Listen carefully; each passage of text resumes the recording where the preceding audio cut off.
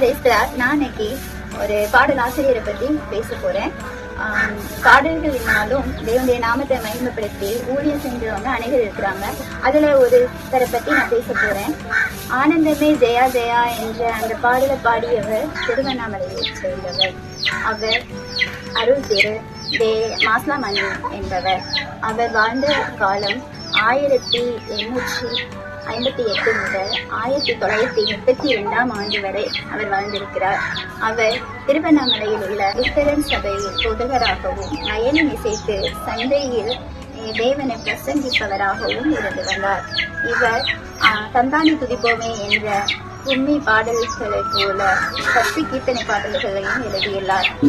இவர் திருவண்ணாமலையில் உள்ள திருக்கோவிலில் பல்லாண்டு காலம் பணியாற்றினார். இவர் ஆனந்தமே ஜெயா ஜெயா என்ற பாடலை புதுவருட நாட்களில் பாட சிறந்த பாடலாய் இருக்கும்.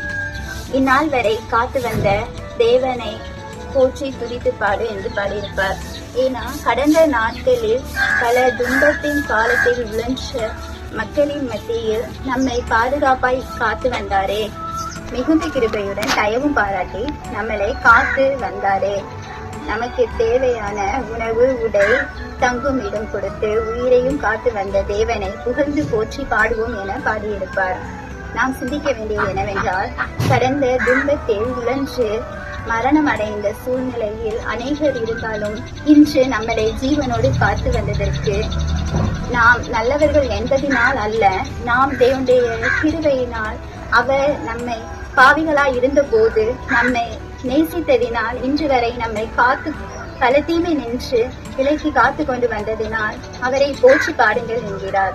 குஞ்சையும் கொள்வேன் கூழ்வேல் குமனா என கூறிய புலவர் தம் பாடலுக்கு ஏற்ற பரிசளிக்காது உமது தகுதிக்கேற்ற பரிசளிக்க சான்று பெற்ற இலக்கியமாய் இன்று தேவன் தம்முடைய அளவற்ற அன்பினால் நம்மை நேசித்து வருகிறார். நமக்கு ஒருவர் செய்ததற்கேற்றவாறு நாம் செய்யாமல் அவருடைய தேவைக்கேற்ப நாம் செய்ய வேண்டுமா? மத்தேயு 5:41 இயேசு கிறிஸ்து சொல்லுகிறார், ஒருவன் உன்னை 1 மைல் தூரத்திற்கு பலவந்தப்படுத்தினால் நீ 2 மைல் தூரம் அவனோடு போ என்று சொல்லுகிறார்.